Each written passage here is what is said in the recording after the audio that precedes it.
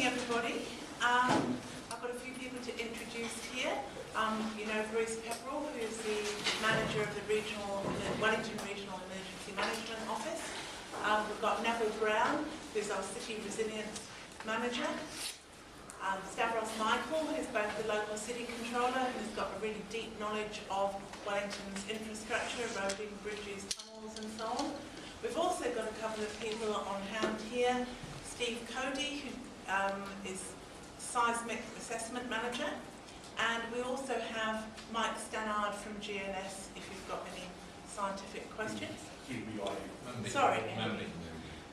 So we won't ask you the really hard technical questions, Mike. So from Ministry of Building, Innovation, Employment and everything else, and he can answer any questions on their role. So the good news is that Wellington's getting back to normal, open for business. You just see the traffic flows coming into the city. People are confident. There is a fair bit of cleaning up to do in a number of shops and offices. Some people's papers have been completely refiled on the floor, but it is generally in good shape and definitely open for business. Now, I am sure today that we are going to not be the lead story tomorrow because you'll have royal babies to worry about. And just so that if anyone's feeling a little jumpy, there will be a 21-gun salute at midday, so we've been informed of that. So be ready for that. And the Michael Fowler Centre will be lit up blue. So we get those important matters out of the way and we can get back to the earthquake pavilion. We plan to move back to business as usual. Wellington Regional Emergency Management Office response now. Already fire and police and urban search and rescue have been stood down or gone back to normal operations. And in many cases, the people coming into town are going to find absolutely no problems, but in some cases there will need to be some mopping up. We've got our own Wellington Student Army, which is terrific, Student Volunteer Army, so they've got a Facebook page. They're willing to help if anyone wants a bit of extra help. It may be that when people come into their buildings, they see signs of damage, internal damage, or anything like that. We urge them to let their building owners know. If there's something that's been overlooked, don't assume everything's fine. Just make somebody aware of the situation. Yesterday we said we knew of 35 buildings that had some exterior, generally superficial damage. There may be more buildings that have got something loose or a window broken, but again, we have no information. There is no evidence of any structural damage to buildings in Wellington. And that's pretty important for people's confidence in the city. We're continuing with building inspections today. Council building inspectors and independent engineers, and I'd like to thank the Ministry of Building, Business, Innovation and Employment, which includes the old Department of Building and Housing. So all the staff from there are very supportive and helpful. And many of the staff doing those inspections are veterans from Christchurch, because we sent our building inspectors down to help with the much greater damage that was experienced in Christchurch, so they do know very much what they're looking for. Featherstone Street is the hot spot in terms of damage, and I think we've had multiple photographs of the same piece of masonry on the same footpath. That is only in one spot in the city, and we have cordoned off around those dozen buildings to make sure that pedestrians are safe. The building inspectors go out with hard hats. Pedestrians do not go out with hard hats, so we're just trying to maintain people's safety and make sure that they can get to where they're going for work or shopping without being hurt. We're expecting the building owners to get on with doing the glazing work, and as soon as we've inspected any building and made sure that it's back to being safe, we'll be taking down those cordons. The glass that's fallen has been generally from older window frames. Modern buildings with modern glass and modern windows have come through very well. We've got security guards and barriers and warning signs to keep people away from the facades of the affected buildings, and there will be a need to zigzag down Featherstone Street, but we've tried to make the traffic light phasing so that that won't hold people on foot up too much. So again, it's a very important warning to the city. It really vindicates the city's investment in resilience over a number of years. Over the past 2 decades, we've spent hundreds of millions of dollars on quake strengthening. And recently we've got up to, we've now got 90% of our water reservoirs have got seismic shut-off valves. We've got better water pipes that are more resilient to quakes. And you'll notice there was no loss of water supply despite having these shakes. We've also spent millions on strengthening bridges and tunnels. I think the Karori Tunnel, people in Karori must be feeling pretty pleased that all that work was completed. Now we're going to be working on the Hataitai Bus Tunnel and a number of other retaining walls, sea walls and so on. The edge of the port did suffer some damage, and that's reclaimed land that's been reclaimed by a particular technique. So you notice the Wellington waterfront where people walk along, that's all safe and open to walk along and enjoy as usual. We're about to start our $43 million upgrade of the town hall, and that will have the same kind of phase isolation as in Te Papa, the Parliament buildings and a number of other strong buildings around the city. I'd also like to say we've invested in people. We've pioneered in this city community resilience. For example, the blue lines, the blue tsunami lines, which are world award-winning initiatives that came up through the community. Our Neighbours Day work emphasises the importance of getting to know your neighbours and being able to help each other out.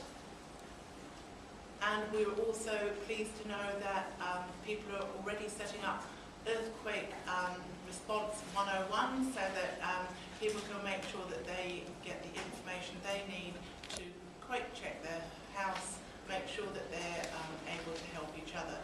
We do still have plenty of opportunity through the Regional Emergency Management Office to take new volunteers for that civil defence training. So if you're thinking, if it had been worse, you don't know what to do, take the opportunity to get that training.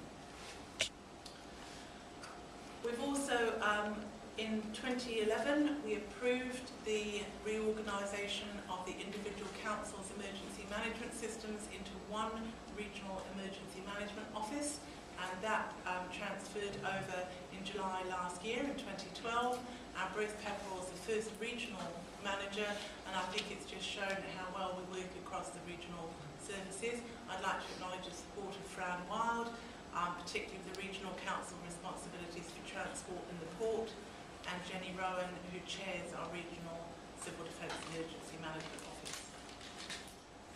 So, a bit of a reminder, update your home emergency kits. Make sure you've got your 3 days water supply. You can buy the 200-litre emergency tanks, or the rainwater tanks, and you don't need to buy bottled water. Perfectly fine to fill up water bottles from the tap and put those aside. And again, flat shoes, all of those basic things, please make sure you've got those at home and at work.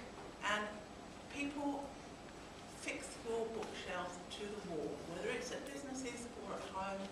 Fix those water tanks securely and get a quake check done. It's only $160 for a building inspector to come and help you check that your house is safe. You can do it yourself if you feel competent for crawling underneath your house. We do have the quake check booklet. You can get it from council offices or you can download it from the internet. So that's main points to cover. It's great to be back to normal, living, successful Wellington. So, any questions? I'll say that the portico and Civic Square, is that going to have to be torn down? We'd already agreed that that needed to be demolished, and really the events of the last few days have confirmed the building analysis that it is, if you like, the weakest part of the link in the civic square, and it will be coming down. When will that be happening? Probably over to you, Neville. April, May next year. So it doesn't pose an immediate threat, but it doesn't increase the strength of either building on either side. Was it disappointing for you to see the damage at newer buildings like the B&Z building and also the National Library across the way? Well, the actual buildings, the structural integrity is fine. They're built on the waterfront, they stood up fine.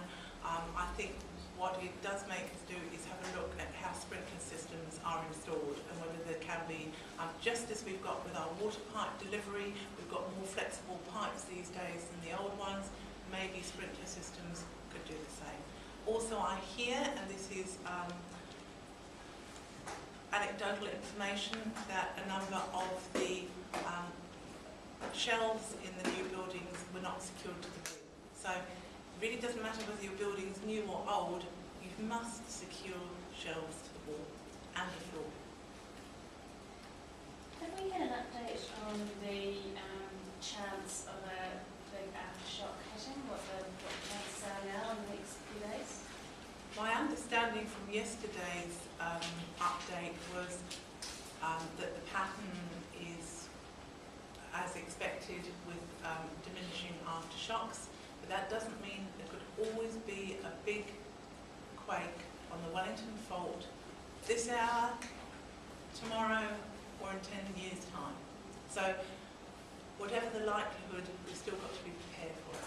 I know Genevieve was putting out those probabilities yesterday, and they were sort of changing from the morning to the afternoon. No, it's exactly the same as it was before, to my understanding. So it's 19% of a magnitude 6 within a week of Sunday night shake.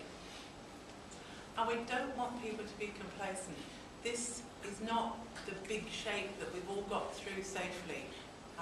There is always a possibility of a stronger shake, but I think today was the last few days have been an excellent run through to say that buildings are generally strong, the services are all working together, and people pretty much know what to do in an earthquake. We saw the kids leading the charge to drop, cover and hold wherever, whether it was the ASB centre, the libraries or wherever. Have you had any advice so far on lost productivity? The only comments I've heard from Raymond Blakely was that because we have a lot of office work, whether it's government or financial or IT, a lot of people have been able to work at home, and really one day out of the year, people are back to business in general today, so I don't think there's been a huge amount of lost productivity. Are you expecting to get any data on that part? We haven't asked for it at the moment. It might be interesting to see what can be gathered together. I think people are just busy getting back to work as usual. Will the building owners that have had damage be able to make the EQC claims? I believe so, yes. You mentioned that there's no evidence of structural damage to buildings in Wellington. Does that mean all the assessments are completed, and is that both private and publicly owned buildings? We've done the external assessments ourselves. Might pass over to Neville for comment on the depth of those inspections. So the inspections that we've done have been largely external. We have no rights in which to enter privately owned buildings. And where we have seen anything that we're concerned about, the building owners have been notified. Can you predict or estimate how long it'll take for both private building owners and, to be able to say categorically that there's no evidence of structural damage? Given that nobody's found anything that causes immediate concern, we would have thought reasonably quickly. We've been through all of our council buildings, both social housing, civic buildings like the library, and all of the swimming pools, recreation centres, community centres, and they're all fine and open. So if all of those are fine and open, we're still waiting to hear if anyone's got any more serious problems. Can you say in how many cases building owners have been notified about anything concerning? No, I can't. But we know that there's around 35 buildings that have got damage of some kind. So just those. So 35 it's really. not going to be any bigger than that. Okay. Just a minor report situation, is there any sort of ongoing assessment of buildings that are on reclaiming? One area that we have had confirmation that there's been no movement, for example, was where there was a Kingston slip. On reclaimed land, they're just examined externally the same as any other. The rather exaggerated reports of sinkholes on Featherston Street, the minor subsidence is being worked on, and they're pretty much at the moment. Yeah, so it was really more of a dip in the pavement rather than anything more dramatic. Majority of the city's built on reclaimed land. So On the insurance question, we were already having a pretty difficult insurance market for Wellington building owners. This isn't going to help it. Do we have any advice on that, or do you have any indication from how the insurance companies are responding to this? Well, I would have thought it would have given them a fair bit of confidence, the actual relatively minimal amount of damage, but sometimes insurance companies' motivations are not as obvious as they might be. Well, there was an insurance council spokesman on TV last night saying that they're not writing any more reinsurance business in Wellington and the top of the North and South Island for, I don't know, until they change their minds on that. I mean, that means that there is no earthquake reinsurance being written for Wellington, period. I mean, that has serious economic... I think the line that they said last night, though, is it's standard practice for insurance companies to put a moratorium on. Yeah. So, yeah, it's not just because of our earthquake. No, but I mean, we already had 400% or 500% increases in earthquake premiums on some apartment buildings in Wellington.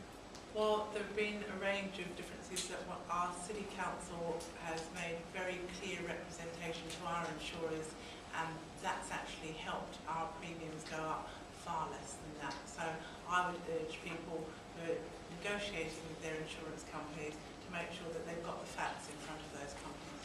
Because I mean, we do have a very distressed Wellington property market. I mean, there's apartments which have been, there's lots of apartments for sale, not selling. The ones that are selling are sometimes selling at half of what their previous valuations are. I mean, Well, your own rating valuations have gone down spectacularly. The market is certainly encouraging strengthening of buildings. We're certainly seeing that most obviously in the office buildings, but to some extent in residential as well. The building owners do have a responsibility to strengthen their buildings. Do we consider this as a macroeconomic problem for the city as a whole, though? For some time, we have been encouraging building owners to strengthen their buildings. This is not changed overnight. Can you just confirm this, with transport, is that fully operational? I know there were some delays on the Johnsonville line. Yep, our information is that the railways, the ferries, the buses and the roads are all fully operational. Featherston Street is down to one lane in some parts, but that doesn't really make a significant difference to the city. Any idea how long the parking buildings will be operational? Not at this stage. Again, we've got the parking information displays, so when the information is up, we'll see that there are spaces available in this building. I think that's probably about it. We can go back to all the baby coverage now, and I look forward. I think this is the last scheduled media briefing, but obviously if you've got follow-up questions, you can follow up with